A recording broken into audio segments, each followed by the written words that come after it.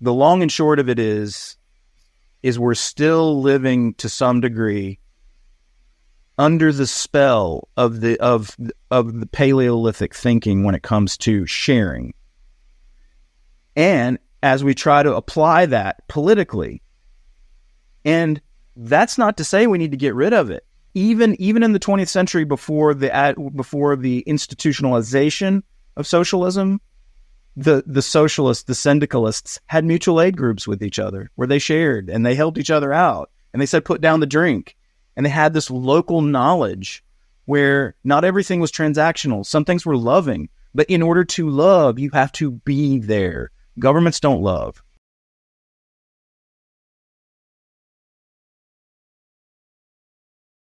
Max Borders, thank you so much for joining the podcast. It's my pleasure. I'm really looking forward to this. Me too. I've been thinking about talking to you for years, I told you. And you've just agreed to do a series with me for this podcast, the Human Freedom Project, where we are going to meander through time, through these 5 primary constraints that I talk about on the podcast and on my Substack. And then you have a particular and vast, from what I can tell, understanding of the ecosystem, I would say, of law, money, human psychology, social evolution. So there's a lot to cover there. And that is why I'm interested in doing a series with you, because with your interest in mythology and archetypes and psychology, it might be interesting to go back in time a couple thousand years and then take people forward and look at like all these themes through history and then like, how did we get here? That's basically like, I'd like to ask the question, like, how did we get here? How did we arrive at a time where we have, at least in the United States, we have the current government that we have, but we've also exported it, so a lot of the world has it. How did we get here? How did we get into this economic pickle? How, because what I know for myself personally is if I don't really excavate my past and understand how I contributed to how I got somewhere, it's difficult to get anywhere new. I'm just going to probably like think I'm doing something different, but actually just repeat the same mistakes tomorrow. So I think it's helpful to look at the past as well. So I'm curious how far back you think we need to go to answer that question. How did we get here? So our goal is to understand, I think we should ride in multiple time machines and look at different human patterns in swaths of time. And if we start somewhere, we can even go back further if we need to. Perfect. Race forward. It doesn't matter. We have our time machine. And I think this time machine, talking about where we came from to illuminate where we're going, could give you multiple episodes, just that framing. So let's get in the time machine. What do you think? Awesome. Sounds fun. So where are we going? Well, let's see. In that big picture question, I think one of the places I'd like to go first is back to the Paleolithic era. Okay? Language is starting to emerge. We're starting to figure things out. We can build fires. Obviously, we can survive. And we went through a series of evolutionary bottlenecks, right? As a people, as a species. Or maybe not as a species, maybe as I don't know what you'd call the various forms that are floating around prior to, let's say, 20,000 years ago. But up to that point, whatever it is, those migratory groups that make us share some certain things in common. And picking out those patterns, I think, is going to be important and inform a lot of what we do today. Okay? And here's why I say that. So backing up for a moment. Let's look at it through, let's look at it, we could probably look at it through more, but let's look at it through 4 lenses right now and the dynamic interplay between these vectors. Let's call them vectors. One is human nature. And that's why I want to start where I'm starting, okay? Because when we could really say, okay, that's us, we were human by then, that's where I want to start, okay? And that's going to be the strongest force in all this, the strongest force, all right? Then we have institutions, which are the rules we live by, okay? We have technology, which is the tools we use, the technologies we use, if you like, the technologies we use, which are more advanced kinds of tools, okay?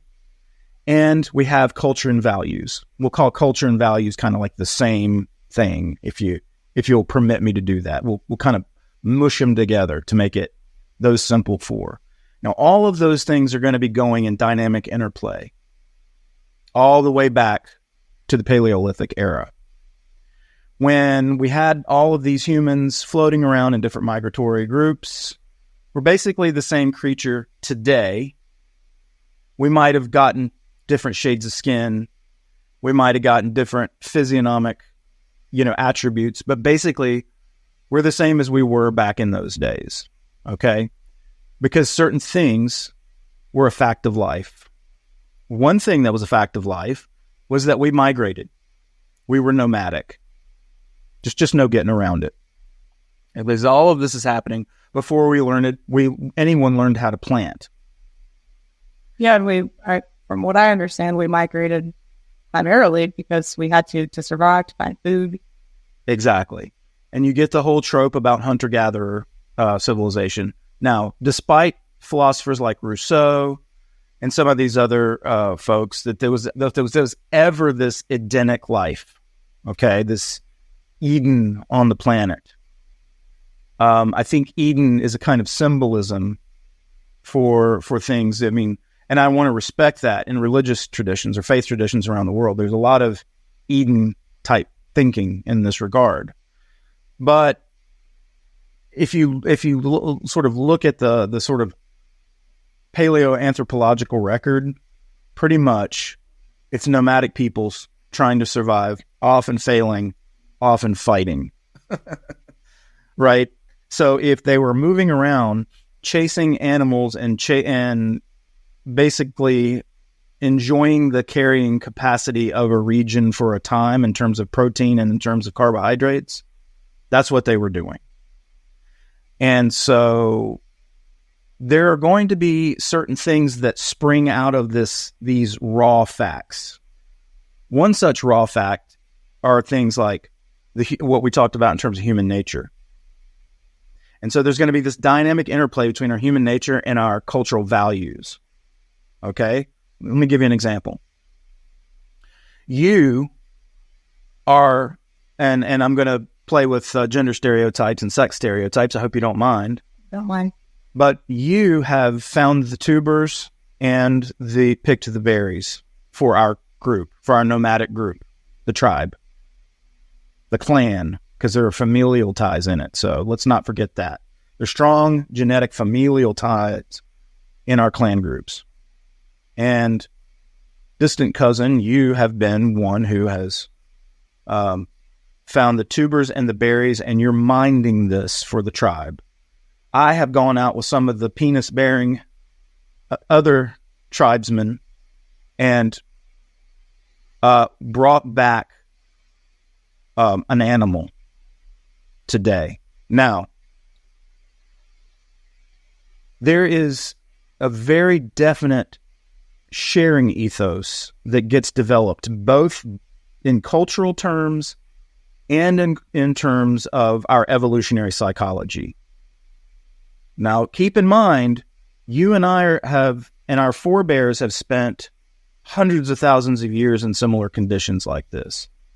Settled agriculture, which, we can take the time machine up there later, right?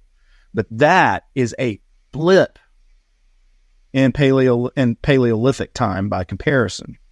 The Neolithic era is nothing compared to everything that came before it for human history or for human anthropology or whatever you want to call it.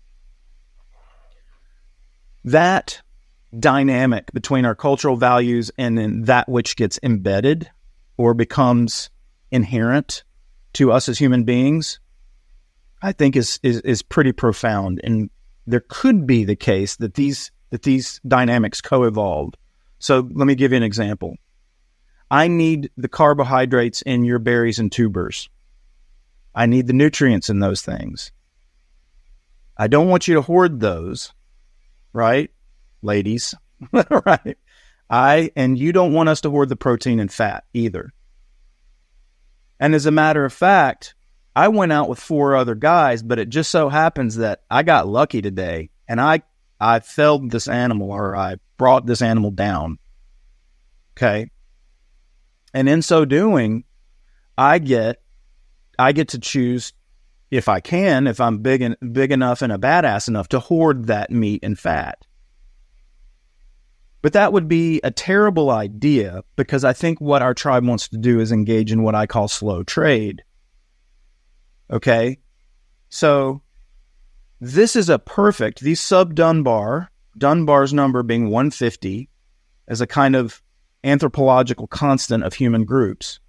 If the group is less than 150 people, it is best that we have communism. Now, what do you think about that for freedom? Right? And the idea is, or if you want to call it slow capitalism, which is to say, trade your berries for my meat, and we'll both get what we need. And if there's a day that you don't find berries and tubers, or there's a day that I don't bring home the bacon, we're going to be okay, because somebody else might. The sharing ethos at this scale makes a whole lot of evolutionary sense for us. So we're going to start baking in these kind of sensibilities, kind of groupish drives, the whole way through. And if we don't, we're going to die. As individuals or as a group. Because we're not going to transmit our genes. Okay? And that's just a kind of sort of an evolutionary dynamic that doesn't have to do with the sex stuff, right? Where I might try to, get you to come into the tent or whatever, right? We can leave that for another day. The important thing about these cultural values, these cultural dynamics, because there's some really interesting sexual stuff to do with the behavior of primates too, in terms of signaling status and so on. But we don't want to go too far into all this stuff today. Let's stick to sharing. So we have these instincts to share. We have this slow trade. We have these affective responses when somebody in our tribe doesn't share. If I compare myself to someone else who has more, I feel envy, where envy is an evolved instinct, affective response. If I compare myself to another and I have more, I feel guilt, because I need to share with them, because I might need them later. And so that fellow feeling, that compassion and that guilt are all dynamics for making sure slow trade happens. Yes. Also, I just imagine in a group of 150, it's a lot harder to, say, get away with something immoral, or that everyone else would, disagree with or condemn. Well, that's right. So that might be indignation. That the Stone Age Trinity then would be guilt, envy, and indignation. The third, would be you have berries and tubers that they don't have. You ought to share, and I'm scolding you, right? And you might do that with me and the meat. And that tribal dynamic starts to flow into our cultural values, where the substrate it could be evolved, and it could be the reverse. Can I pull out a few patterns in saying that we can maybe map onto current reality, like take a zoom real quick in the time machine to current reality and then go back? Which is, so we've got patterns of reciprocity and mutuality for survival purposes. Yep. And collaboration also for primarily survival purposes. And then if we zoom in the time machine to today, that's still here to an extent. It's definitely still alive and well in us to gather in groups and condemn other groups and protect our group, like tribal mentality. But we obviously don't live that way anymore. Like it's very individual. I'm going to live in my house. I'm going to protect my belongings, my money, it's in my bank account. And I'm going to do whatever I want with these berries. If I don't want to give them to you, then I won't. So obviously there's been a huge evolutionary shift between the time we're talking about and today. And I love that we're doing this. So now I want to hop back in the time machine and go back and then start moving forward. Well, maybe we shouldn't. Because remember, it's as if we came in the time machine from that era as Paleolithic beings and grew up in this cultural context with all this plenty. Okay? So now we don't live in sub-Dunbar clan groups. In fact, we live in the West, which is very strange to some people in other parts of the world. We live in nuclear families. We live alone. Some people are single, or, two people might get married and never have kids. And all of this is affordable because of this tremendous plenty. But the plenty didn't happen because we applied the Stone Age Trinity, right? In other words, and don't get me wrong, there are contexts, even in this modern society, where we ought to apply the Stone Age Trinity. My concern is that it gets misapplied and turned into shitty philosophy for the modern era or for the contemporary era. So let me give you an example. Good old Karl Marx comes along and he says, okay, or the various social stripes of socialist. We won't get in particulars of Marxism, but basically socialism is you shouldn't have private property, right? Which is, if we look at that through that evolutionary lens, through the Stone Age Trinity, he's basically saying don't hoard, or let's work as a collective and share the surpluses, just like we did in tribal groups. Well, that makes sense for tribal groups. It also makes sense for mutual aid for certain narrow aspects of life, but it doesn't make as much sense in a wider economy, in a modern economy, when we're dealing with millions of people, very, very many more than 150.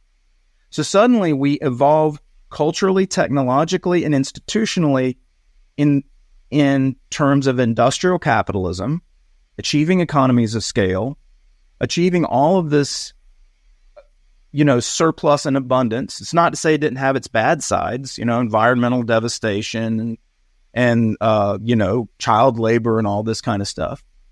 Imperfect as it was, it created a massive increase in standards of living. A hockey stick. The economists call it a hockey stick of prosperity. An economic historian named Deirdre McCloskey calls it the Great Enrichment. And your folks can look that up. It's a great paper and a great book.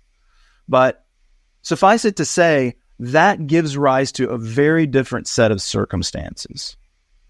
So what the socialists of the 20th century end up doing, in my view, is misattributing the Stone Age instincts, crafting the sort of rationalistic architecture around these instincts. You ought to share, right? And failing, however, to see the benefits of economies of scale, which a Stone Age mind couldn't know, fail to see the benefits of technological innovation, the gains from trade. The gains from trade came later, especially with settled agriculture. Perhaps, I think that could be arguable. There was Paleolithic trade for sure. However, there was much more like go kill them and take the resources for our group, because they encountered each other so much hostilely that they probably had to develop either cultural or baked in proclivities to be suspicious of other outgroups. Now we do that in this day and age, but the context, the evolutionary fitness landscape is completely different. Okay? So when you get people who are, for example, in decentralization. They want to outsource our sense of responsibility for the tribe, for our communities, for our sub-Dunbar groups, to distant capitals, to disperse largesse as if by some algorithm on the quote-unquote poor, without knowing them, without knowing the interpersonal dynamics of the tribe. It's a fucking disaster. Excuse my mouth. You could swear. Disaster. And so what we see are the disastrous effects of the 20th century, the famines, over and over again, where people tried to apply various forms of socialism in the context of modern economies and super Dunbar groups. That's dumb. It's not to say that these weren't brilliant theorists, but they didn't test their theories in the against the tribunal of experience. They weren't embodied. The theories weren't embodied. And so to the degree that people began to learn through localized experiences of production, collaboration, and trade, division of labor, and so on, and that slowly began to expand, and people started to, have different kinds of theoretical forms about how you could achieve better economies of scale, how you could reach super Dunbar prosperity without the Stone Age Trinity thinking. Man, that was really interesting. Again, not to say that there weren't downsides, but the long and short of it is we're still living to some degree under the spell of the Paleolithic thinking when it comes to sharing. And as we try to apply that politically, and that's not to say we need to get rid of it. We need to, in my opinion, return to a condition of mutual aid.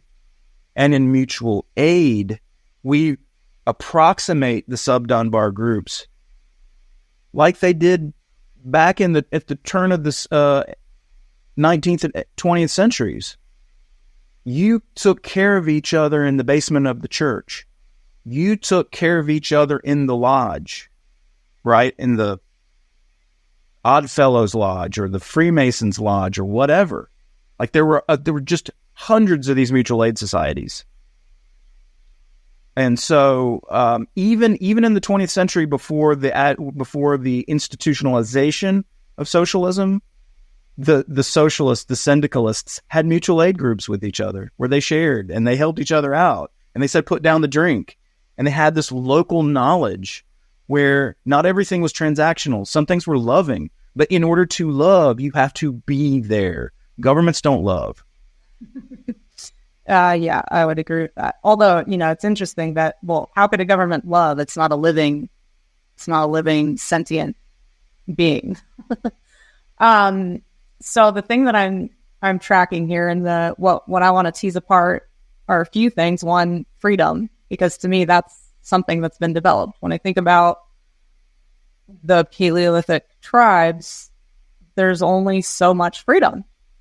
There isn't at that time in human history the freedom to say, I'd like to be a YouTuber, or I really want to do, I want to be an author.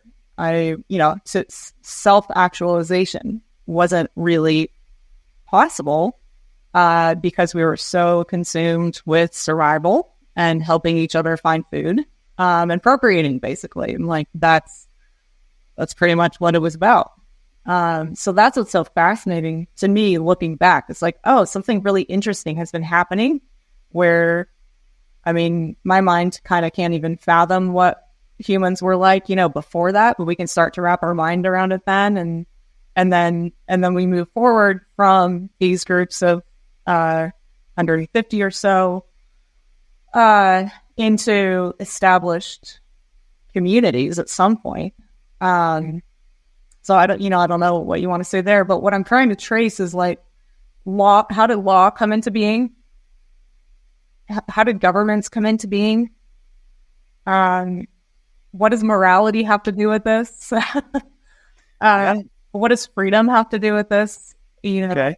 Yeah. Well, let's take our time machine somewhere else. Okay? Remember, we're talking about Paleolithic peoples.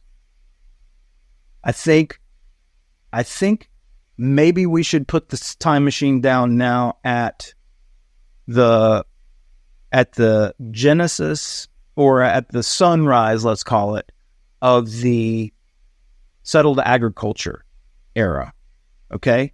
So now suddenly some clever nomads figure out that they can take some seeds and put them in the ground, or cross-fertilize them, or whatever you do. I mean, I'm not a botanist, but they're more clever than I, obviously.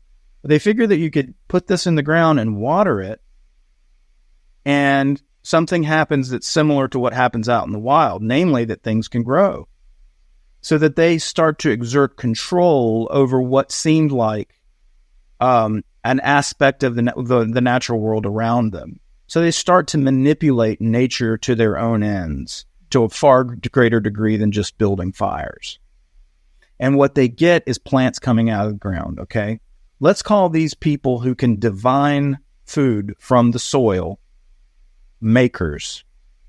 Let's call them the makers, okay? Now, the makers realize that if they can start putting this in the ground, they no longer have to wander. They don't have to be nomadic anymore. So instead, what they do is they plant and they grow and they harvest. And soon this leads to their groups being still. But when you're still, you have to stick around for the harvest, what happens? The taker comes along, and he's a bad MF, and he's bigger than you, and he's stronger than you, and maybe he has some kind of sword that you don't have. You've been working on plow, but you don't have a sword. So he comes up to you and he says, "Look, well, first time he comes up to your brother, and he slays him. Your brother's in 2 counties over, right? And he kills your brother. And when he kills your brother, what stops happening? Your brother's, by the way, a farmer too. He's a maker. And that maker's crops stop growing because there's no one there to make it. So the taker learns his lesson, this brigand. And he comes back to you and he says, "Look, I killed your brother, but I don't have to kill you. And by the way, there are others out there like me. So I want to make you a deal. I will spare your life if you let me come by from time to time and take 15% of this grain. And I'll protect you from all these other bad MFs out here because I'm the biggest, baddest MF. In fact, I've got a bunch of buddies that help me, and we can take care of business. We'll protect you." Now, you might think of this as being mafia logic, and that's because it is. It's an offer you can't refuse. And that, folks, is what we call proto-states. Proto-states. I've not heard. Yep. And so that evolves into bigger clans, bigger clan kingdoms, and into empires. Okay, so we've got, pulling out patterns again, we've got, our little tribes initially were peacefully coexisting with each other and surviving and subsisting. And sometimes they were fighting each other to the death. Well, then I was going to say, and then we start, and then Yeah. Okay, sorry. Yeah, go ahead. Then we start fighting each other, and we've got, people who figure out how to take the resources from the people actually being resourceful. So we have violence entering the equation. And then we have negotiations, which aren't exactly a negotiation, or contracts, which aren't exactly 100% voluntary for protection of, say, these established communities once were farming, because violence is a natural part of the human experience for whatever reason. it makes me think of like the way that I like to look at human evolution on the whole is actually by looking at one human life. So, I don't have direct memory of this, but I'm sure at some point when I was like 4, I just took my brother's toy. Actually, I do have a memory. I took his skateboard and rode it down the steepest hill I could find. But I didn't ask his permission. I just took it. I was like, that looks like a fun thing. I think I want it today, and I don't really care what my brother thinks. I wasn't even thinking about him. I just took it. We take things that we see and we desire them. And that's just so we're talking about human nature, right? That human nature is actually still in us today. But back then it was expressed, I think, more communally, more collaboratively, if you will. Many people, signing up to say, yeah, we're going to go take those other people's resources versus it just being a one-on-one thing. So, yeah. And look, it's people, there are very strident folks out there called libertarians, right? And they tend to have very black and white thinking, and they tend to think the whole world is divided between individualism and collectivism, right? And if you say anything to suggest collectivism, you're wrong and you're evil, because that's just going to mean socialism, right? But there is a communitarian angle that we can't forget about, which comes from those tribal instincts. And this proclivity that we have as human beings to look out for each other, these arrangements can self-organize and be entered into freely. That's the beauty of freedom. We architect our own communities. In fact, it doesn't really mean anything to me to imagine a community that doesn't self-organize somewhat anyway, according to the free choices of its members within constraints, right? In other words, I might not fit, because we're talking about evolution, for example, I might not fit at First Baptist Church. It doesn't believe in evolution, and they might want to look after their own. And that might be a constraint on my freedom to join their group. But at the end of the day, that it's a two-way street. The membranics, let's call it the membranes among these communities start to form, and they can be porous, ejecting people and letting people in based on the values of the group, based on their dogmas, if you like. People are scared of the term dogma. To be dogmatic is bad, but sometimes we need to slow down with our values and have this animate our communities, and that's okay. In a pluralistic society, in an advanced, complex, pluralistic society, you start to figure out how to make room for both the free and less transactional associations of communities and the more transactional associations of capitalism and interrelationship with corporate entities. And I'm not saying that, that all corporations are good, certainly not. And we're going to talk about, I'm sure, reasons why we have to be suspicious of corporate power, particularly when it gets in the bed with state power. But any people coming together for a common mission is a corporation. So it's not like we can say, hate the corporations all the time. Some things are communitarian, some things are corporate, and these kind of organizations can also blur together in weird and interesting ways to create hybrids in a complex, dare I say, holonic society where you have systems within systems governed by some meta system. That is going to happen, and learning to operate and identify those porous membranes, but respecting the totality of the order by not saying, for example, we're just going to do socialism because the children, right? And then we we've become taxed by Washington, and we go to work like drones to give away 30% of our income. And then we hope that it gets redistributed to somebody through some, chutes back out to where it came from to help those people over there that we pass on the street every day because our communities have been ruined. And people blame capitalism for this. They blame the sort of transactional economy for this.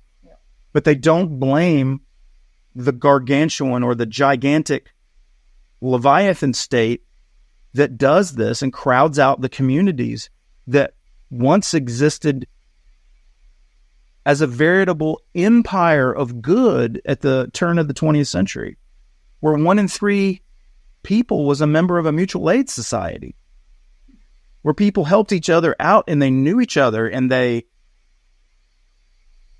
enjoyed the dynamics of the clan in a modern context. I want to come back to that. Like I imagine we might sort of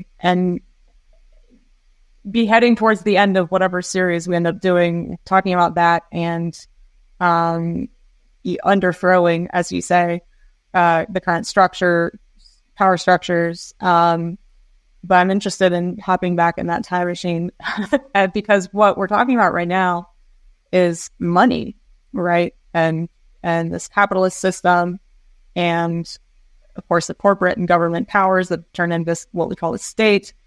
So I want to look at how did that come to be? How did money even enter human evolution? And then how did money shape human nature and human consciousness? So maybe we go from let's try to take two things in parallel, because I think this is working out really nice. Let's take money and law. Great. Because money and law both evolved in similar fashion in parallel to each other.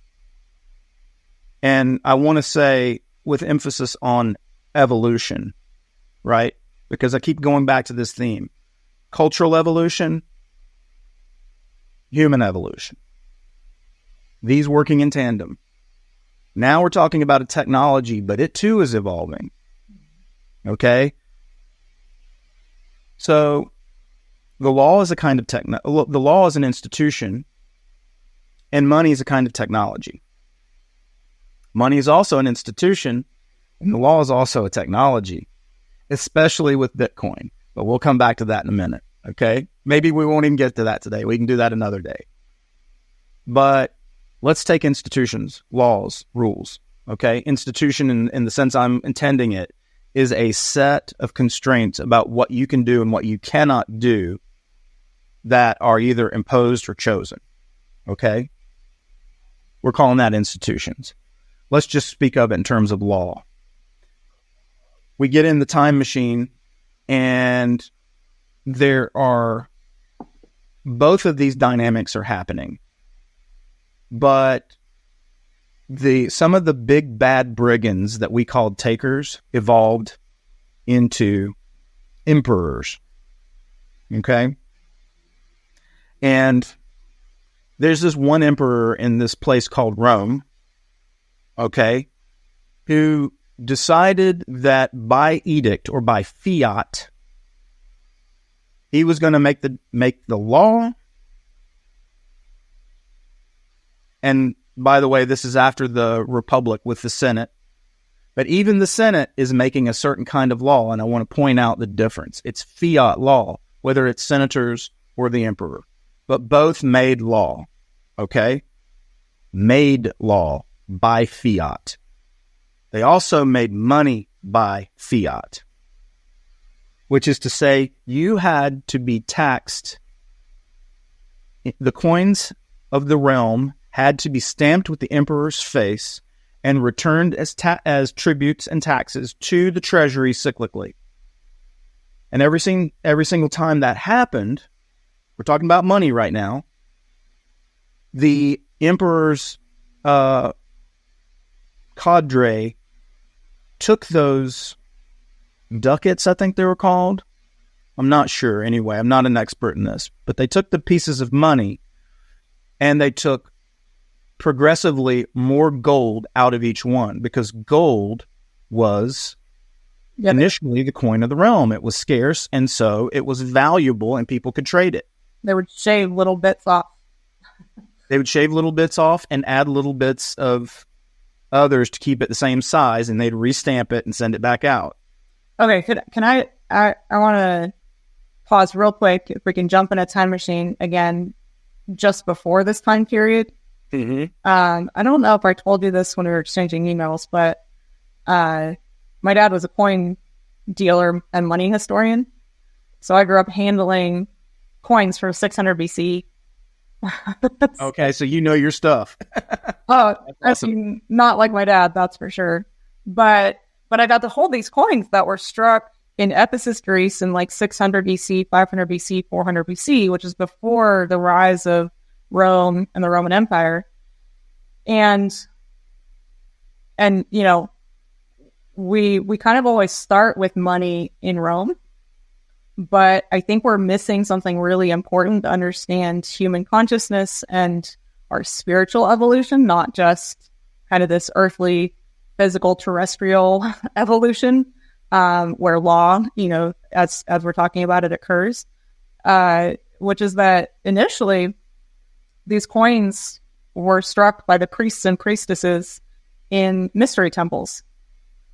I don't know if you knew that. I thought you might find that interesting. That is absolutely freaking fascinating. And that is so cool. So like in, what is it, Eleusis? The Eleusinian mystery cults? Yep. Where they were drinking lysergic acid and all that stuff. The priests were making the coins. Yeah, so they had priestesses as well. Women were initiated into priestesshood in this particular lineage, mystery temple, mystery center. And it was the priests and priestesses who would hand carve the dies and then strike these coins. And most of them were silver. I think there were a few really rare gold ones. Most of them were silver. They had the Ephesian bee. The bee was a very sacred symbol to this temple, as well as the stag, which was the symbol for the goddess Diana, or Artemis, who's the goddess of fertility and the wilderness and the moon. And silver, of course, was always, for I don't know how long, associated with the moon, and gold with the sun. And what my dad taught me about the origins of money, I just think is so interesting to me, and it's missing, I think, from the conversation, which is that. So thank you for humoring me here.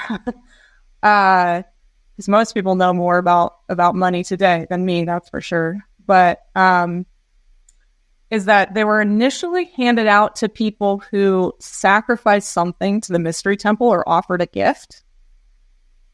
And before this, before the establishment of the mystery school at Ephesus in particular, it was unheard of for common people to possess gold or silver, anything. It was pretty much exclusively held by priests and priestesses in like Egypt, for example, with the pharaohs and his cadre. I don't know what they were called. Maybe it was priests as well, but they would, initiate the pharaohs. So it was used for ceremonial, spiritual purposes, and it was very unheard of or very uncommon for any common person to hold silver or gold. But something interesting occurred around 600 BC, where at this one particular temple, the priests and priestesses started handing out these silver coins with symbols on them. And, we take it so for granted today what it would have been like to actually see on a silver coin an image of a bee that you would talk about as very sacred and representative of something very spiritual, or to see a goddess on a coin or a god represented, something tangible that you could hold. And they started giving them out to, like I said, people who might, donate a cow or some sheep or something to the mystery temple.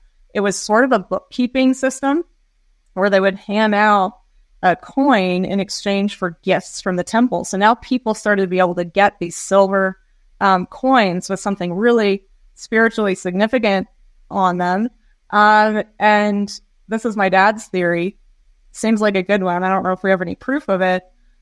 But how coins became money is that these people, these coins started going out from the mystery centers, or this one particular mystery center. And then, of course, it was a little bit of a competition. So then I think it was the temple in Athens started also minting coins and handing them out to their, their community to get more gifts. So it was sort of an exchange, right? But it was taking in something to these mystery temples instead of it being like a tax. And it was a gift. It was voluntary. And then someone would get back this silver coin. And my dad's theory is that what probably happened is that the Olympic Games became a huge draw that pulled all these various tribes people, but also people now living in what we would call cities like Athens or Ephesus. And at some point, people started showing each other their coins. So someone from Athens would show someone a coin from Ephesus, and then they would want them. And so it'd be like, hey, I'll give you 5 sheep for your coin, your coin with a B on it or whatever. I'll give you my Persian Mithra for your Dionysus or whatever. Yeah. I mean, it becomes a spiritual token. It starts as a spiritual token, if I'm hearing you right. Yep. And then it evolves or emerges as an exaptation of that into a medium of exchange. Yep. But that's why, we still have it today, this sort of instinctual pull to gold and silver, even if it's not as money, but just as something shiny and beautiful. There's something that there's a pull there. So yeah, I mean, and then it took off like wildfire in that region anyway. So then coins were being struck all over the place and people started trading them. And that's how it became a medium of exchange. That is, if that's your dad's theory, I think it's awesome. I hope you pursue that. And if you don't, in a year or so, I'm going to go down that rabbit hole because that sounds so cool. Yeah. And even if I learn something today that isn't exactly true, man, that's a really strong theory. You know what I mean? Mm-hmm. And it goes, and we'll come back to the trail with the Romans. But I want to go just briefly stay on this for another minute, if you'll permit me. Sure. There's a friend of mine, Alexander Bard, who we speak almost every day. He's in Sweden and I'm in the U.S., but he's a brilliant man, and he has this theory called of the sociant, which is social ontology. And it's just like, what did the tribe, what are the contours of the tribe? Okay. And it's interesting that you say that prior to Rome, money or these currencies or whatever you call them, these pieces of coin, were only held in the temple.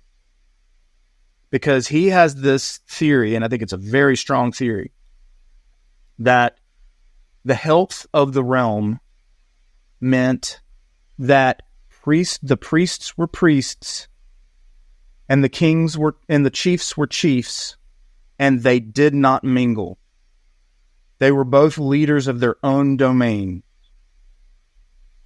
And importantly, when the chief began to think that he could also be a priest, that's when tyranny happened. Right? So in Rome, it's no wonder then that with imperial Rome, we started to see this being under the control of the political class, if not the emperor. Because the political class are just a hierarchy of chief archetypes, right?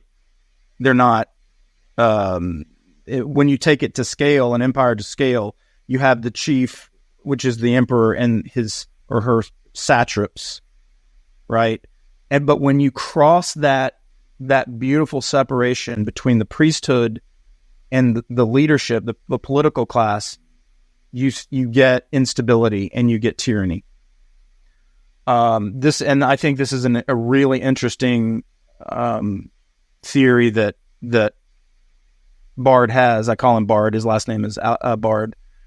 Alexander is his first name, and so this fits very tidily with the picture that you just gave me of the priests handling the money, not the power.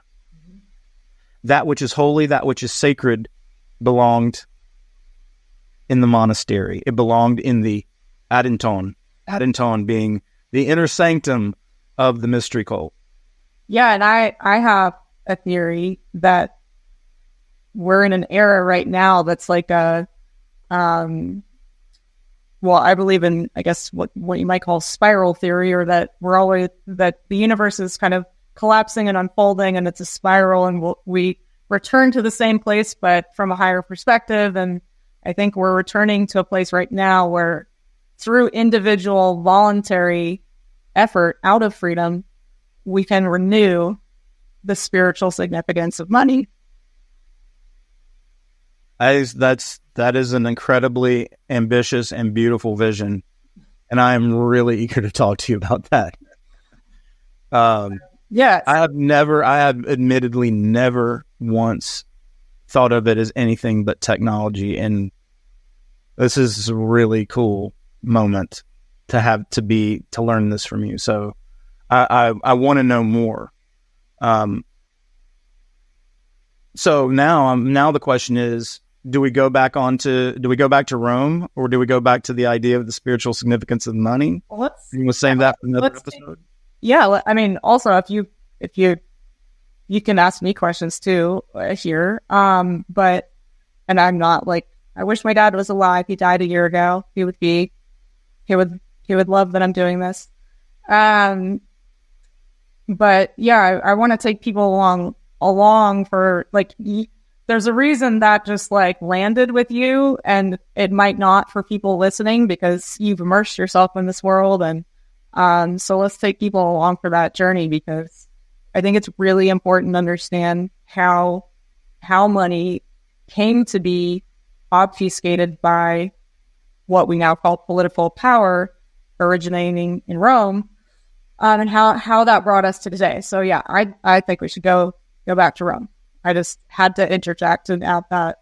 All right. Well, let's go. We'll go back to Rome, because the second track about Rome was law, and that's the reason I chose Rome. Mm-hmm. But to be honest, I would have assumed that some similar dynamic was happening in Greece and in Persia. Mm-hmm. But I'm really curious to know whether there was Persian coinage as well, or if they just did barter or whatever. But anyway, that's all for anthropology and history for me to soak up some other time. The thing about Rome that's interesting is because I want to finish the thought about law, because this idea of fiat really is very Roman. And in fact, the idea of law by fiat, even if it's legislation, as in the Roman Senate. Can we describe it for people, fiat? Sorry? Can we describe it for people, what you mean by fiat? Yeah, fiat just means I deem it so. So you have a small group of people who are very powerful who deem it so. And they're trying their best to reflect. They're called a deliberative body for a reason. But the idea is that you get these people who are smart and fresh smelling and really awesome to represent you in the Senate. We do it to this day. And that somehow their smarts and their fresh smellingness and all this stuff is going to generate good law, but together they deem it so by some majoritarian vote and horse trading and everything like that. But never mind that. We'll get to that another episode. Suffice it to say, if the emperor wants to make the law, the emperor can, because the emperor is all powerful and can override the Senate and just say, no, this is what we're going to do. I deem it so.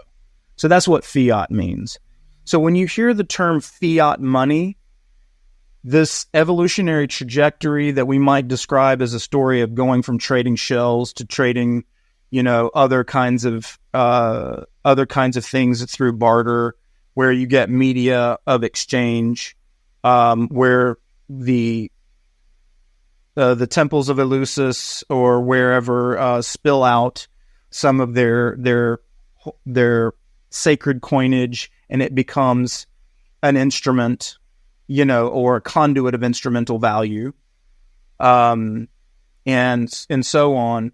That evolutionary story is taken over by the tyrant. Okay, so if we go back to what I described as Bard's tyrant, which is a chief that wants to be a priest, and if the priest handled the money, let's go with that story. Now he's taken over the priestly thing, which is coinage, and that doubles his power, because not only now does the chief or the emperor have standing armies, men with swords and lots of testosterone, he now also has money. So he has sticks and carrots to play with to grow the empire.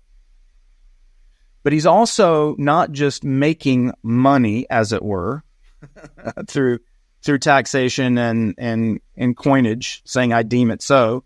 I take the actual valuable gold out and put some thing to make it some less precious alloy with gold still in it, but attenuated. I also make laws. Now, there's a kind of law called customary law or emergent law that is the basis of Anglo-Saxon law. Goes back centuries. But during the time of Justinian, the rise of Justinian being late Roman Empire, the fiat law was in full force.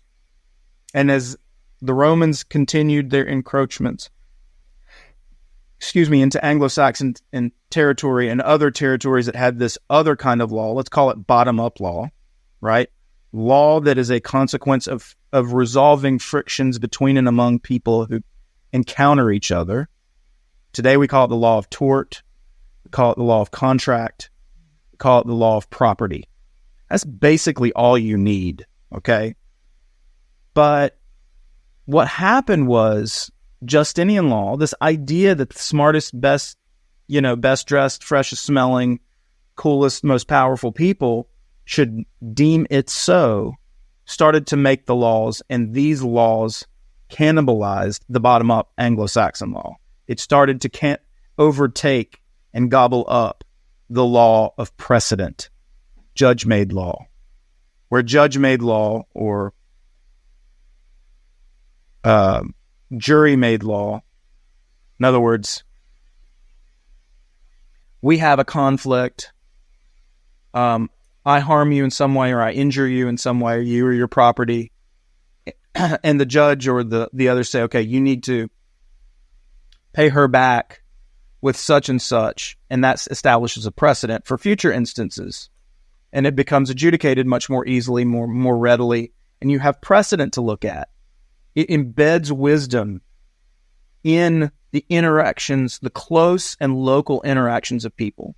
So my understanding is that this either evolved out of or was recorded as what came out of the Old Testament and Moses taking the Jews into the desert. I would not be surprised. I have been playing with that, and I have this course that I'm running called The Gray Robes, which is meant to be sort of plant the seeds of a fraternal order or a siblinghood, because we don't want to not invite women. It's just fraternity happens to be a penis word, but you know what I mean.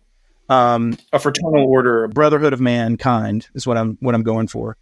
And so one of the stories that I keep going back to is Exodus for various reasons, and and this idea of the Israelites having a covenant with God also means that they have a covenant with each other. Is very interesting. And that is also like, I wouldn't doubt it if they're the species of Anglo-Saxon law as contract, covenant, like what we agree to do for each other and the constraints we place on each other by agreement is an important feature of this. I mean, that is the basis of English common law, is contract, is property, and is making injury right.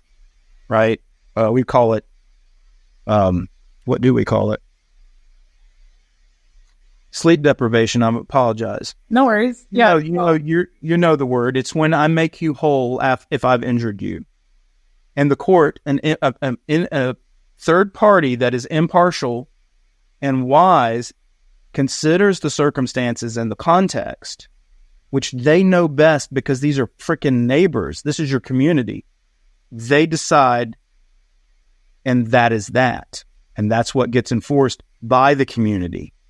And if you like it, you'll get kicked out. My understanding, limited. Although it's so interesting to me because I think a lot of people right now are talking about Exodus. I think it's like in the zeitgeist. I have been fascinated with it for like the last year. And then as I'm looking into it, I'm realizing, oh my God, I feel I resonate with the archetype of Moses more than any other, like, say, character or archetypes. I feel like I live my life in the desert.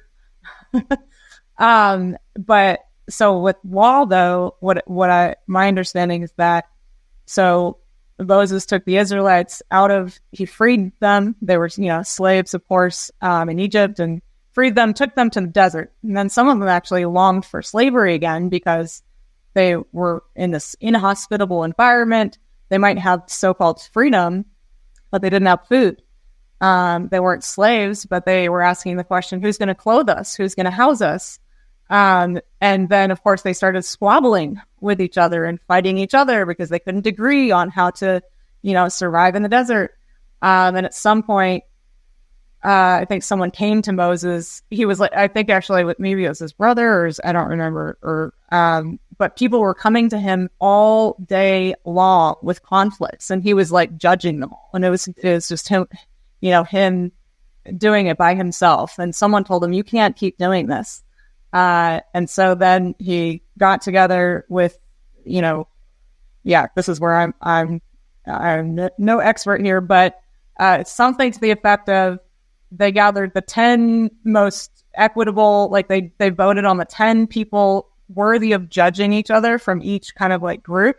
And then got, maybe there would be like 200 of the tens, right? So then there's 200. And out of those, like, there would basically be a hierarchy created for judging for courts. And so people were nominated. We actually nominated people in that way to judge, our conflicts. So anyway, please continue. No, this is, I mean, look, I didn't know what to expect. With this podcast. Yeah. Sometimes podcasts, it's like you're expected to be the sage on the stage and they ask you questions and you answer them.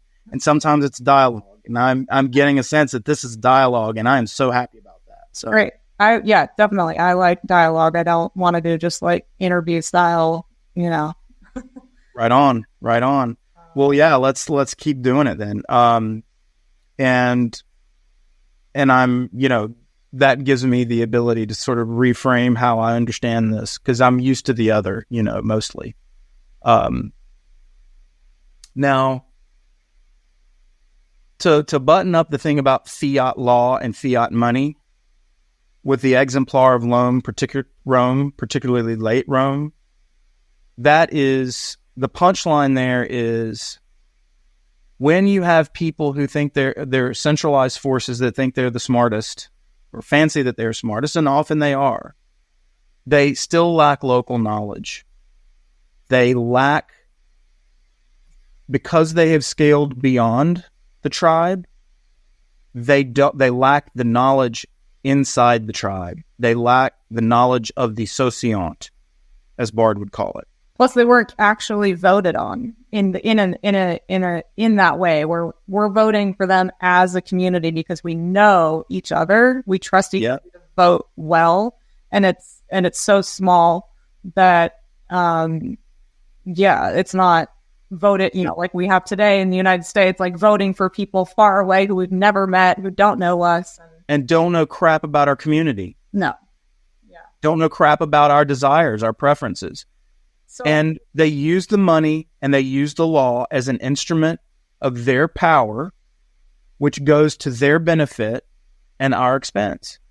So, Max, how do you think we made the transition, the evolution from that kind of what you might call common law or tort law, as you said, from small communities, but something occurred in Rome where we actually began outsourcing that power. That's how I would maybe characterize it. Or do you think it was a direct usurpation, and then we just said, "Hey, you have the guns, or not the guns, the swords," and so fine. Well, you know how you said, I think this is really interesting, that we desacralized the money and made it into an instrument. And I don't think there's anything wrong with the latter part, right? I like money; it's useful. I'd rather not barter. But we desacralized money to make it an instrument. And likewise, I think we sacralized the, what do we call it? The protection racket of the maker and the taker. So the taker, we sacralized the taker in order to justify the existence of this growing imperial power and tolerate it, right? So it's part Stockholm syndrome. It's part, in other words, the proto-state, which is the brigand becomes the clan king and starts to pass the power to his cronies and the people around him, and his family grows and his power grows and he's getting more and more taxation. This is an evolutionary phenomenon over time. Now, that first conversation between him and the maker is very, still has its own game theoretical dynamic, and we can certainly understand. Yeah, I want to live, says the maker. Yeah, I want to not have to grow things because I don't know how, says the taker. And so they strike a suboptimal bargain. So that's a kind of perverse trade, but it's almost like a cross between persuasion and compulsion. Because of course the maker could say "fuck you" and then he dies, right? So that's the second time I've sworn on your show. Last, I hope I'll do better. Now, I want to know what you think about this, because it strikes me that these can't be the sole dynamics, but we're living in that same maker-taker dynamic to this day, and we've sacralized. In fact, I see the voting booth is almost like a religious rite that puts a screen around what power does, and there's the brothel side of that power, right? Which is the corporations come in the back door as the consort, right? And you get this unholy union in the coital bed between power and money. And then you get mama money and papa power. And what is born are all these horrible corporatist fascist dynamics that we live in now. What do you think? Do you think that there's, do you think it's to me, I see it as a dynamic that is almost unavoidable unless you have the power of the many in decentralized fashion that pushes back against that. And if we don't do that soon, it's going to be a dark age. But what do you think? What do you think about that? Like, does that story, as simplistic as it is, resonate for you? Yeah. This is why I like to go back in history and to understand how we function, how we got here, what a human being is, what kind of journey we're on. You talk about mission, like what are we striving for together? And I would expand that question out to all of human history, not just the time we're in, because I think it's difficult to make sense of the time we're in outside the context of human evolution as a whole. And so to really simplify it, I think money came into existence probably spiritually inspired. So another little bit of my dad's wisdom here is that he believes that the archangel Michael inspired the creation of money in the Temple of Ephesus. And we're in another Michael age. So apparently, from my dad's spiritual perspective, archangels rule over human ages, like 200 to 300 year cycles, basically. And we're in a Michael age now. It started in 1879. And so that's partly why I think we're being called to renew the spiritual significance of money, currently in this age.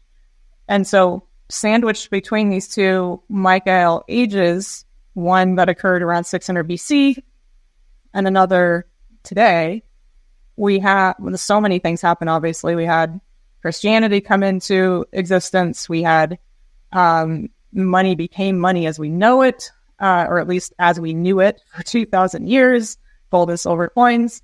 And along with that, what money allowed us to do, if we kind of zoom out and look at human evolution as a whole, is money allowed us to evolve as individuals, to individuate, to separate out from the tribe, to say, this is my contribution to the world, or this is the work I want to take up. Money allowed us to do that. Without money, there would be no individuation. We'd be forced to still collaborate for survival. And so I see money as having come into existence to support the evolution of human consciousness towards individuality. And then there's this question of human freedom and what is freedom and how is it being developed through these constraints. And then the question, what is freedom? Because that's a fascinating question to ask. Because I think it doesn't take but a little bit of investigating to find out freedom actually doesn't mean what most of us think it means, which is the ability to do whatever we want, whenever we want. Just writing about this today, as a matter of fact, I was writing about decadence and license. Somebody calls it the Luciferian evil, where you're tempted by this notion of license and you call it freedom. But freedom, properly construed, is the other side of the coin with responsibility. Yeah. So that's the whole thing we could go down. But to answer your question, I guess, like what's happening from my perspective, I think we've outsourced authority. We are tempted to be lazy, to be greedy, to be comfortable, to have an easy life, an easy, comfortable life, on the one hand.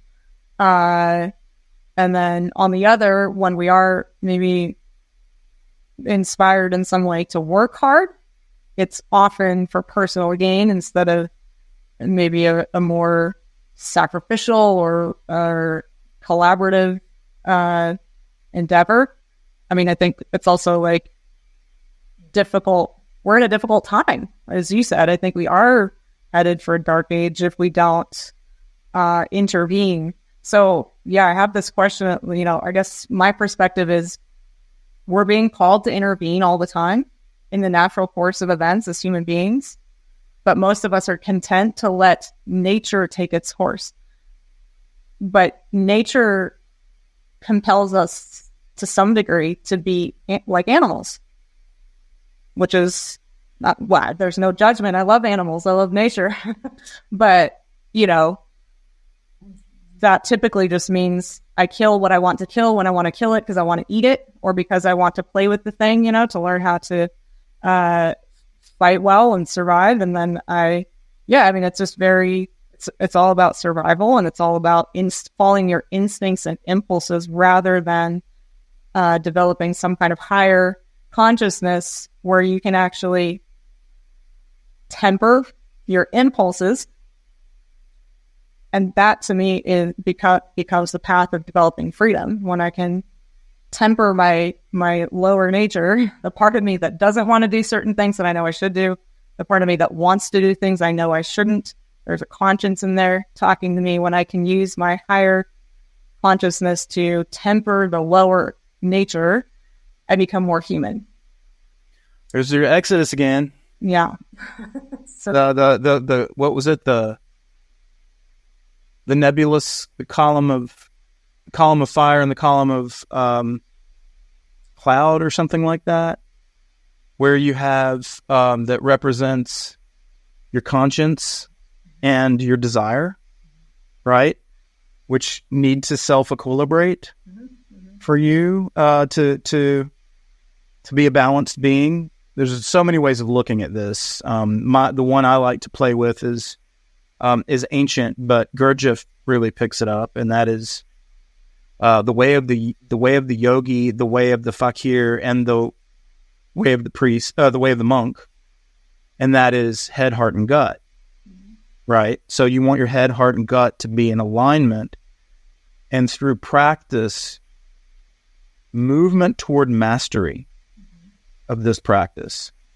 And everything, and I like to talk about everything psychological and moral in terms of mastery, in terms of practice. In terms of practice, with mastery being a goal that you never actually achieve. Yeah. So what I hear you saying, or at least what really resonates, is this idea that you want to achieve equipoise, that you want this balance of these centers. And I don't mean to get super woo. You can get woo. The Eastern folks would talk about the different, the Vedantic traditions would talk about these different ways being in alignment, but some of them take different paths. So you have, I forgot what they're called, what the Sanskrit is called, but they have a version of it. And then there's, of course, the chakras being in alignment and all that stuff. There's just something to this idea of equipoise in practice. And, even Westerners talked about the practice of the virtues. So when I hear you say internal locus of control or something along those lines, internal locus of emotional control, internal locus of reflexive or visceral, and internal control of the cognitive, because all of these can bleed out of control. Too much excess of one or the other is unhealthy. Yeah. And so, yeah, I mean, and I love your thoughts too, but I think what's happened in the last 150 years is we had an opportunity, like you were talking about earlier, at the beginning of the 20th century to create healthy social systems, but we would have had, like, humanity. When I say we, I mean the human beings alive then would have had to take up and shoulder some responsibility for the creation of those systems. And instead, we just handed over that job to the government. We handed it over and they took it. And we let them. Yeah. Yeah. So this happened in the 20th century. I go on about this all the time. We had a Great Depression, and all of a sudden, the political class said, whoa. The progressives, they called themselves progressives, said, we can't leave this anymore to free association. We need to be able to count on the poor being taken care of. So they used industrial policy, dirigisme on the one hand, and on the other, they used welfare. And the Germans were they devised these rationalistic schemes. The Germans were the one who really set it off, and everybody admired Bismarck's welfare state. And so you started seeing these around the world. The powerful will be able to say, give me your votes. I'll give you welfare. I'll give you security. You are afraid right now. And this is what they always do. This is what power does. You're afraid right now. They did it during the ACA, the Obamacare. You're afraid right now. They did it during the COVID. You're afraid right now. We can make that fear go away. Just give us a little bit of your sovereignty, your self-sovereignty, your autonomy, your freedom, and your vote. And in exchange, you will be okay. Yeah. And Protection. See, that's a protection racket at work, and we sacralize it with our elections. So what's so interesting about this, Max, is that, and I've never really thought about this. So we've evolved from outsourcing that protection to the takers, who we made this kind of bad agreement with. But it's like, okay, I want to live, so I'll let you protect me, but I'll give you a third of my, hard worked for grain or food or whatever. And then we evolved into what the Roman Empire gave us, and whatever that scheme was. And I'd like to come back to that and maybe close there, but it's now evolved to, we've actually allowed the government to promise protection, and also, I would say, some people beg the government for protection, and when I say protection, I mean, it could be, I want you to punish those bad people over there.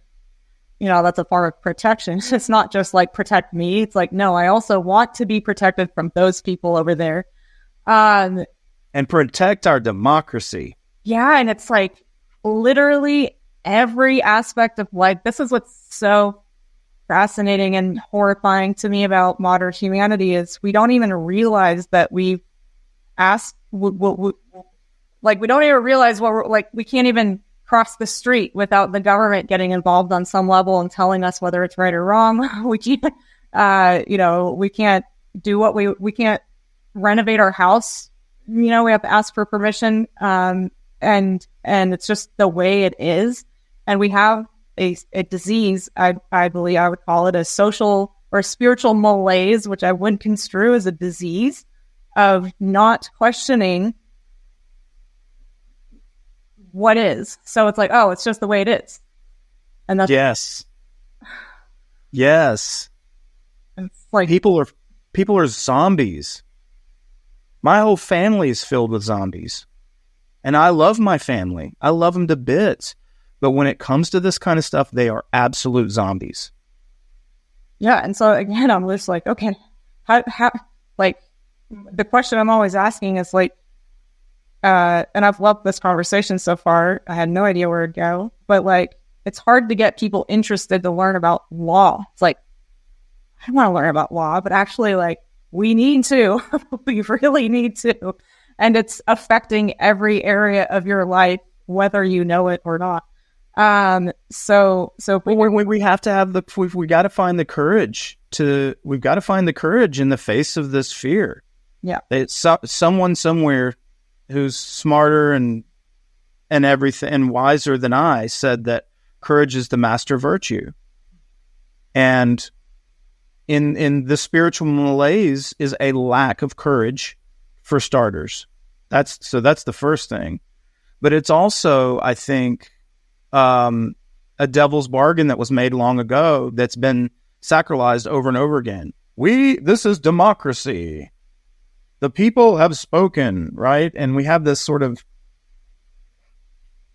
adolescent civics understanding of, that we've had entrained and ingrained in us about democracy.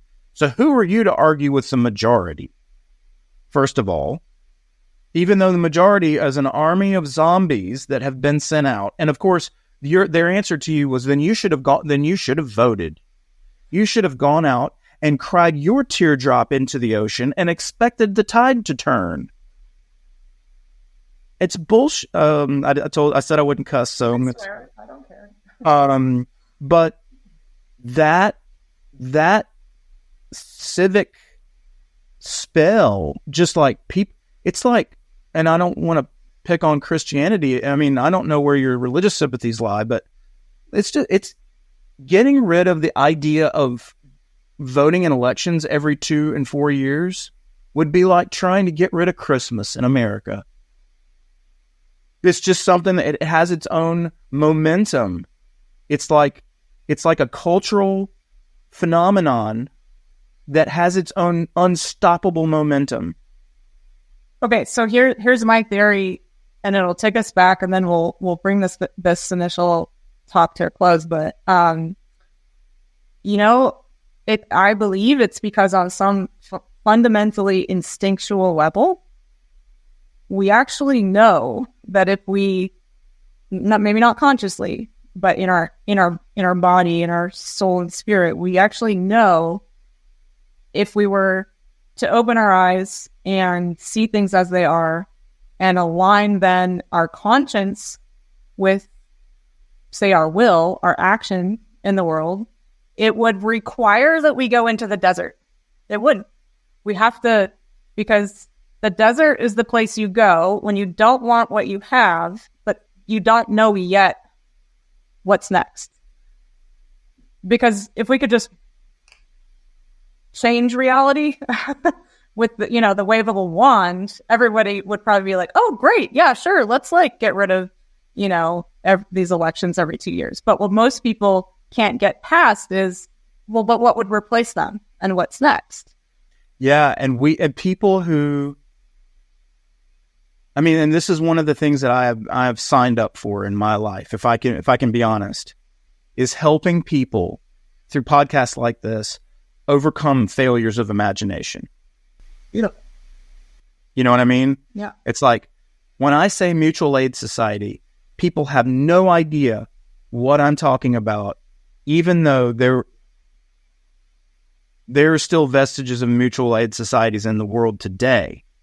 We just don't talk about them or know about them because they're so ineffectual and they've become social clubs. But the Elks Club, the Rotarians, the Oddfellows, the Freemasons, and so on and on and on, and there were thousands of them.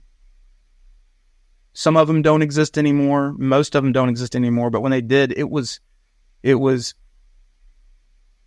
absolute. And if you can imagine coupling that with the prosperity that we enjoy today, these kinds of systems, and the technology we enjoy today, where we have distributed ledger technology outside of Bitcoin. I'm not a Bitcoin maxi. I'm a Bitcoin mostly, but I see the value in the entire ecosystem.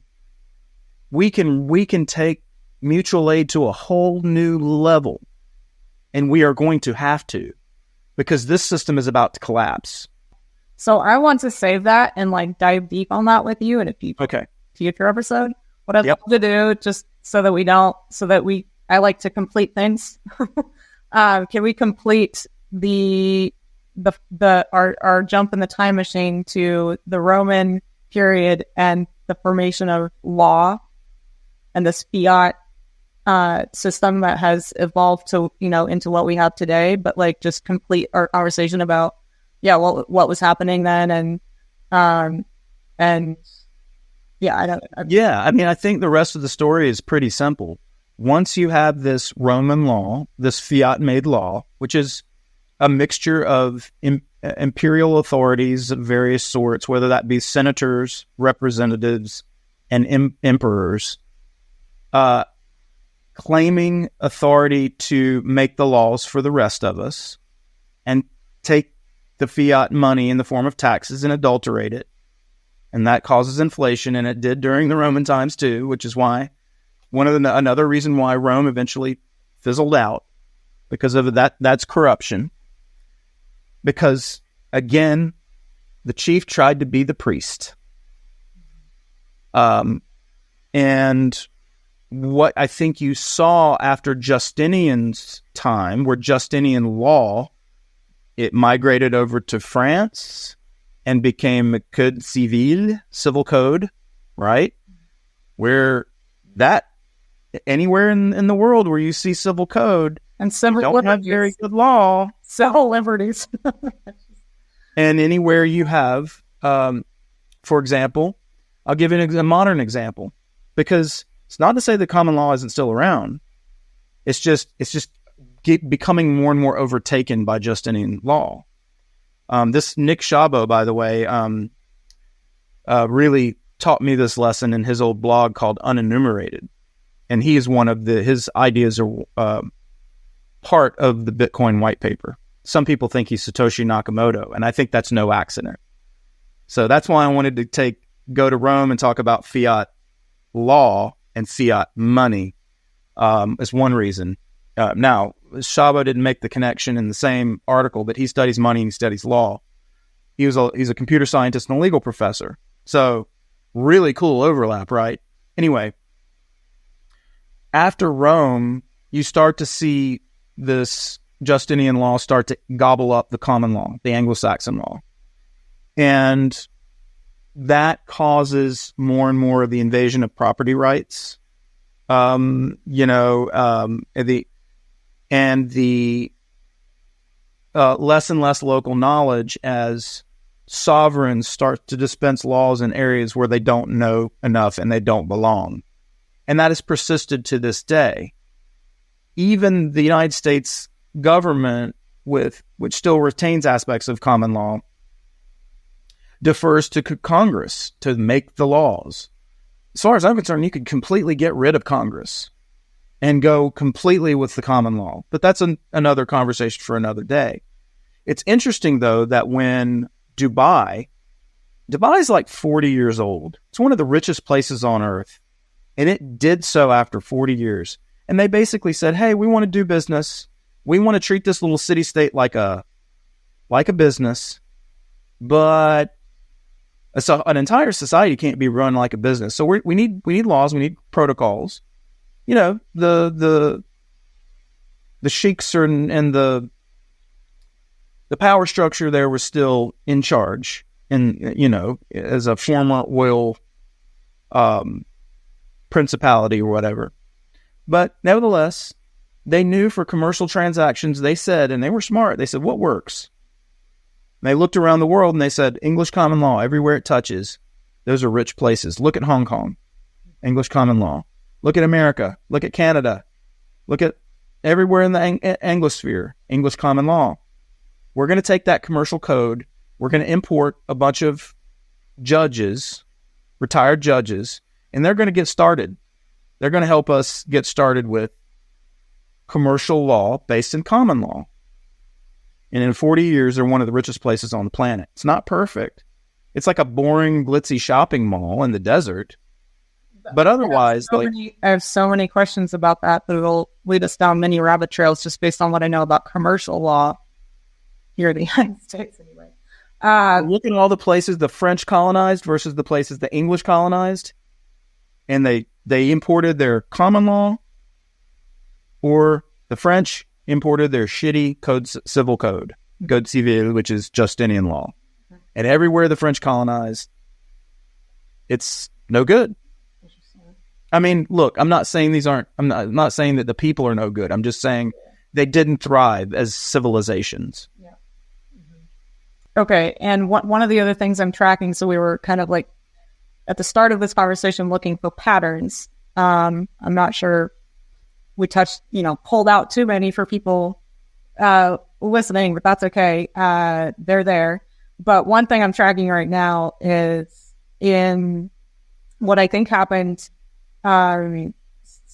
starting in Rome, but then obviously it was corrupted, and then it was adopted again, and then corrupted, and then adopted again, and then corrupted, is that governments or tyrants or whoever was in power decided to either took control or we gave it to them, or, usually it's both, of not only minting these coins, like striking them, minting them, mining, taking the mined gold and silver, turning them into coins, but it was the justification anyway for governments to do this is we're going to protect you from fraudulent actors, from fake silver and gold coins. You're going to know it's real because it has the face of Caesar on it, and only the Caesar's mint is allowed to put the face of Caesar on the coins or whatever.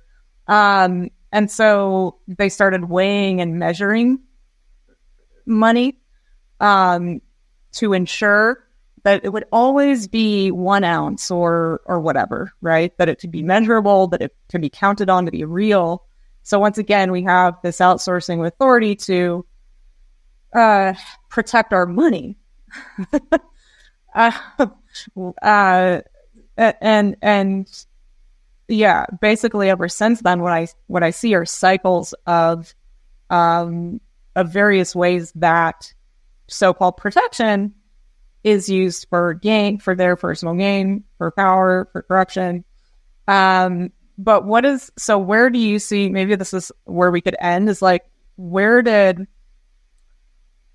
these two powers sort of marry each other, law and money? I mean, would you say it was in Rome? And how did that come about, if you could articulate that?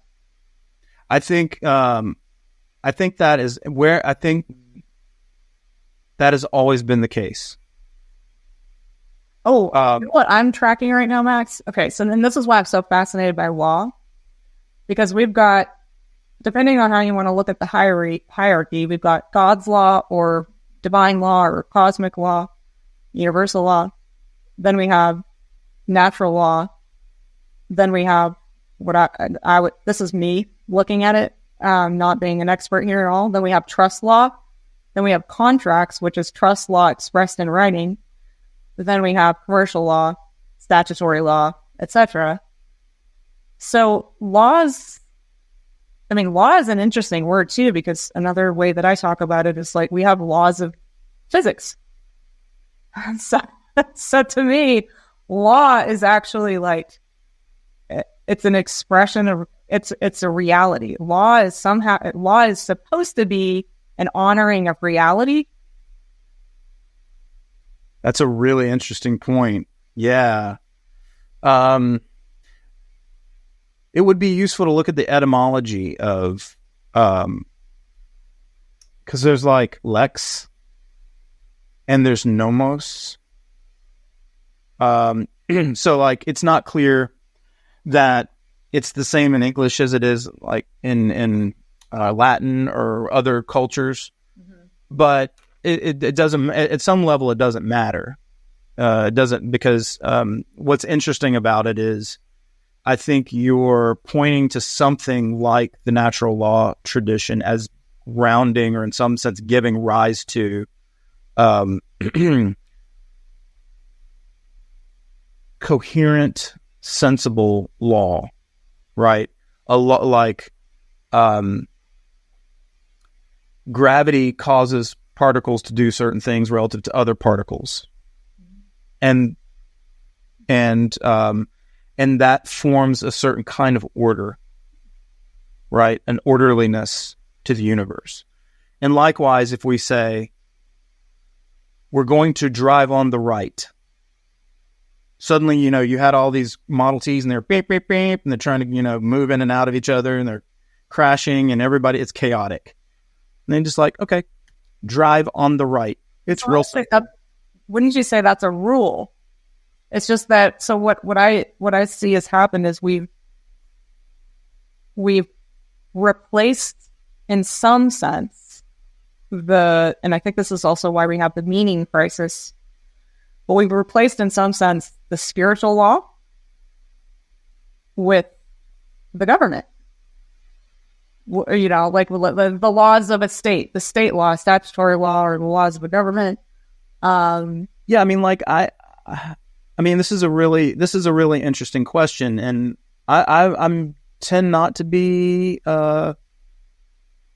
like an Enlightenment natural law kind of person. I can pick out bits of it and appreciate it.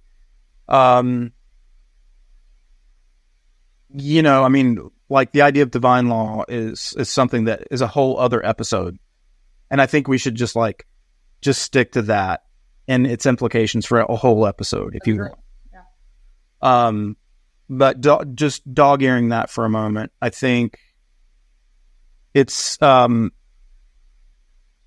idea of a right, for example, I think is a contrivance. I think it's a species of I think it should be an actual multilateral contract. And you may have seen that on underthrow. Not a tacit or, contractarian thinking is good as far as it goes, but I don't think it goes far enough, because I think you actually need to agree to a system that is going to be enforced. I think there are moral reasons for that. Yeah, so if you think of an agreement, if you're not going to enforce it. Yeah, well, there's that. So I have these two. I call it the magisterium of ought and the magisterium of must. I don't know if you remember that in any of my writing. I appreciate it. Thank you for reading. And the idea is it's basically you have a magisterium of persuasion and a magisterium of compulsion. Now, these are overlapping magisteria.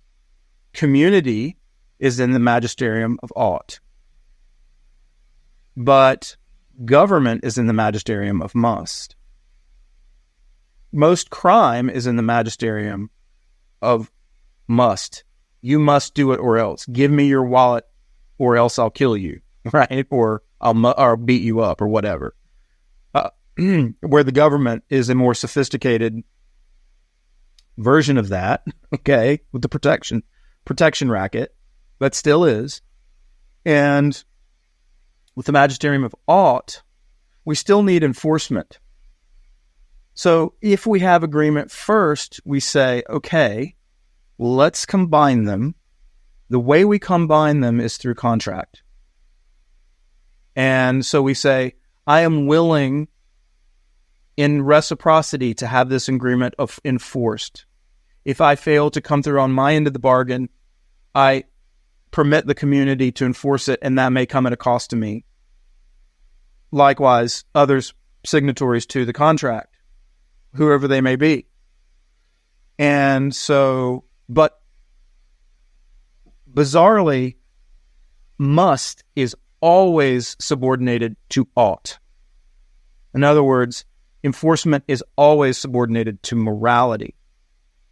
And I think that's where you're kind of coming from with the natural law phenomenon. Yeah, when I say natural law, I probably don't mean what you might imagine since we just met, because I know it means something very specific to a lot of people. Yeah. I'm more talking about literally the laws of nature.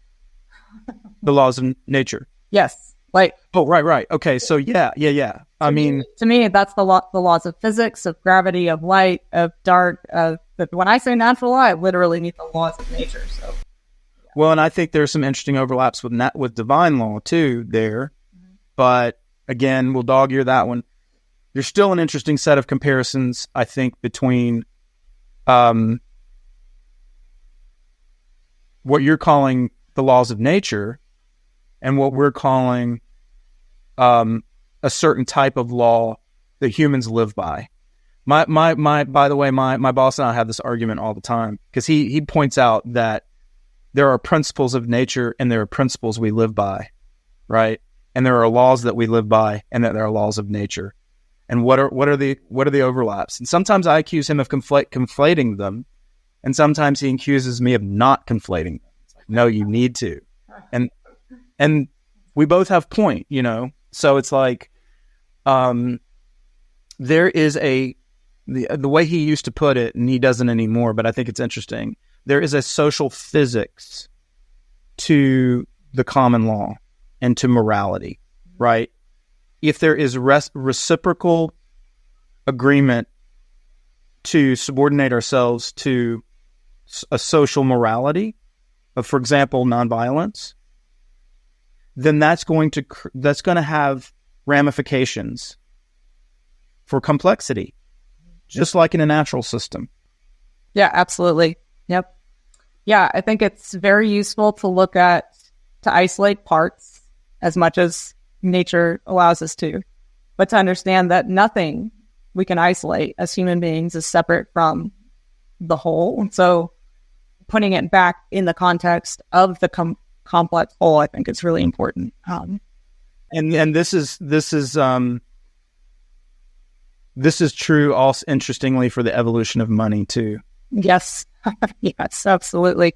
Money is one of the most, I think, complex systems, because there is at least to me, there's a moral element to it, and then there's the physics of it, and then there's the actual implications of what money allows us or doesn't allow us, or yeah, it's absolutely fascinating. So, can I ask you one more question? I know that you're wanting to wrap now, and we're supposed to wrap, and I'm 5 minutes over when my next engagement, which is a bunch of kids.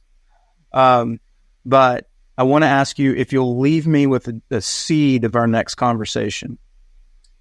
Okay. Yeah. Or a subsequent conversation, and that is this: can you sketch in a sentence or two what the resacralization of money looks like? Oh, with